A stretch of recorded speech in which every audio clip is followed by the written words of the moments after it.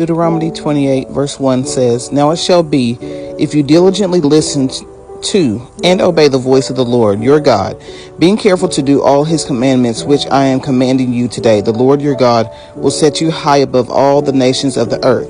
All these blessings will come upon you and overtake you if you pay attention to the voice of the Lord your God." I read all that to say this: obey God. Obey God in every single thing that he tells you to do.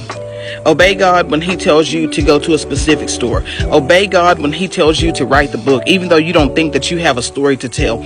Obey God when he tells you to start the business. Obey God when he tells you to remove yourself from certain people because he's protecting you. Obey God. In obedience to God, you never know what miracles are going to happen. And I'll just share a little clip of this. I'll share more on it later. I experienced a miracle on last night, all because I went to the place where God called for me to go and parked in the parking space he told me to park in.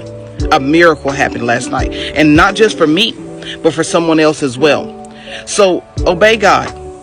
I know it may not make sense to you. I know you may be kind of afraid to go to the places where he has called for you to go. But know that if he has called for you to go there, he is with you.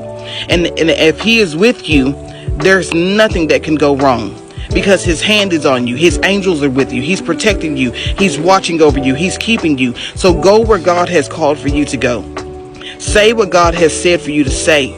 Write what he said for you to write. Start the business that he has told for you to start. Even though you say, well, they already got all these other businesses out here. It does not matter. If God said for you to do it, his hand is already upon it, and he's going to see it through. He said once his word goes out of his mouth, like he sends the rain and the snow out, it will not return to him void. Why? Because he said it.